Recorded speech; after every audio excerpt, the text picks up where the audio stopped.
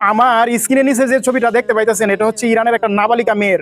এই মেয়েটাকে ইরানে 7 জন যুবক মিলে গ্যাংরেপ করে।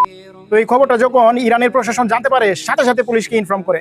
পুলিশ সাথে সাথে মেয়েটার কাছে আসে এবং মেয়েটার কাছ থেকে বর্ণনা নিয়ে ওই 7 জনকে 8 ঘন্টার ভিতরে ধরে এনে মেয়েটার সামনে হাজির করে। আর মেয়েটাকে বলে, মা আপনি কি বিচার চান? মেয়েটা বলে, আমি এই 7 জনের মৃত্যুদণ্ড চাই। তখন ওই ছেলেগুলা মেয়েটারা হাতে পায়ে ধরে প্রাণ ভিক্ষা জীবন ভিক্ষা চায়, কিন্তু মেয়েটা জীবন ভিক্ষা দেয় না। তখন ইরানের প্রশাসন ডিসিশন নেয় ওই 7 জনকে ক্রস ফায়ার করে মেরে ফেলবে এবং 10 ঘন্টার ভিতরেই ওই 7 জন ছেলেকে ক্রস ফায়ার করে মেয়েটার সামনেই মেরে ফেলে। এটাই হচ্ছে প্রকৃত বিচার। একবার দর্শন করবে, আরেকবার এসব চিন্তা করার সুযোগই পাবে না সে। আর সারা দেশের মানুষ থরথর করে কাঁপবে এই রায়ের কার্যকারিতা দেখে। আর চলেন আমার দেশের একটা ঘটনা বলি। 2016 সালের মার্চ মাসে কুমিল্লা ক্যান্টনমেন্টের ভিতরে আমার বোন তরুণকে ধর্ষণ করা হয়েছিল। আজকে 10 বছর 3 মাস হয়ে গেছে, এখনো তার বিচার হয় নাই। তো এখন নতুনের কি বিচার পাবেন আপনি? নতুন যে দর্শনগুলো হইতেছে, সকালে একটা, বিকালে একটা, রাতে একটা, এগুলোর বিচার কি? এমনি শুধু ভেলকিবাজি দেখবেন, ভেলকিবাজি। ভিডিওটা শেয়ার করবেন ভালো লাগলে।